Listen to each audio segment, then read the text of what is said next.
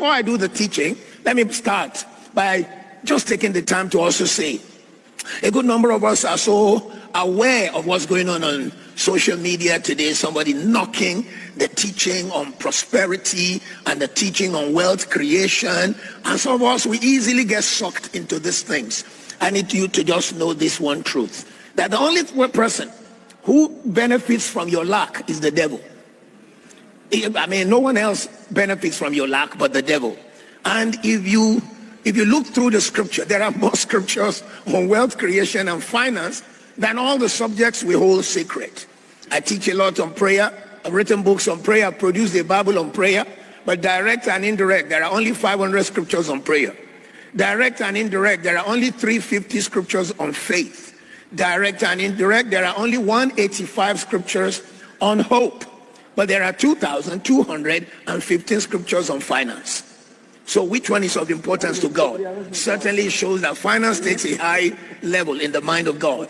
Jesus spoke 37 parables. 23 of them have to do with finance. And that means 61% of the stories Jesus told have to do with finance. Parable of the sower, parable of the lost sheep, the lost silver, and the lost son have to do with finance. Sheep, son, silver, they have to do with finance. The lost sheep, the man left his investment to go and look for his profit. The lost son, he took his inheritance before the time. The lost silver was the woman's dowry, which she had to look for, and it was of importance. Almost 61% of the parables of Jesus. Then, forgive me to be very harsh to say, for a man to believe in poverty, he will therefore be a bastard, because the people we call the fathers of the Bible are wealthy. The God of Abraham, Isaac, and who? Abraham was wealthy, Genesis 13 verse 2. Isaac was extremely wealthy, Genesis chapter 26 from verse 12. And Jacob was extremely wealthy, Genesis. The God is not transactional. He doesn't wait for you to give, for him to give. He gives whether you give or not. That's the God you serve. You know, someone said that I am knocking down the prosperity gospel. He said, Dr. Damina is busy knocking down all over the place the prosperity gospel. And he says, if a man is knocking down the prosperity gospel, he must be a bastard. Huh? He said, because the God of Abraham, Isaac, and Jacob made Abraham, Isaac, and Jacob rich. You cannot claim that that is your God and you are poor. What? Abraham, Isaac, and Jacob were not rich financially because God made them rich. They were already rich before they met God. The God of Abraham, Isaac, and Jacob means Abraham, Isaac, and Jacob believed in the promise and they were made righteous. And the man mischievously said that there are more verses in the Bible on money than even the sacred things that we hold dear to our faith. I'm not joking, it's on video. That the Bible has more verses on money. That look at all the parables of Jesus. That is a man whom Mammon has blinded his eyes. When the Bible spoke about money, what was the context in which each of those money things were taught? Jesus was using parables to talk about what people were familiar with, to bring a lesson that he is the treasure that has appeared.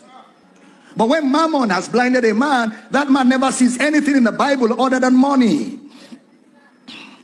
How were the scriptures of money explained?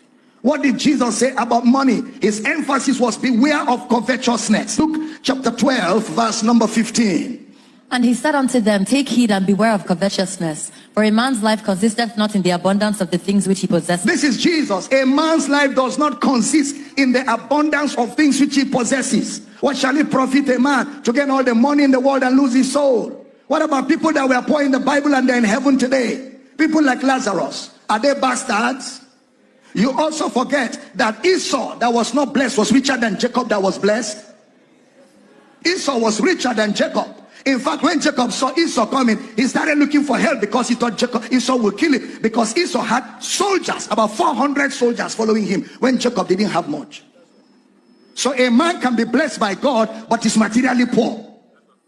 The blessing of God is not money. The blessing of God is the forgiveness of sins. What about Hebrews 13 verse 5? Give me the amplified. He says, be free from love of money, including greed, avarice, lust, and craving for earthly possessions, and be satisfied. Be contented with what you have.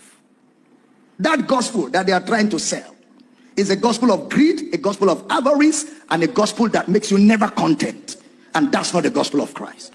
The gospel of Christ is godliness with contentment is great gain. No wonder Paul kept saying, a man that is always preaching a transactional and material gospel, he said, from such stay away, because they are destitute of the truth. But godliness with contentment is great gain. For it is certain we brought nothing into this world, and it is certain that we will take nothing out of this world. Therefore, having food and clothes to wear, let us therewith be content. Am I blessing you this morning? And you know, in the character of God, he has ensured you will not lack food. He has ensured you will not lack cloth. Even if you lack food, there will be somebody to give you food. If you lack cloth, there will be somebody to give you cloth. How many of you know what I'm talking about? That's the goodness of God. And ladies and gentlemen, I'm glad to announce today that that's the character of God.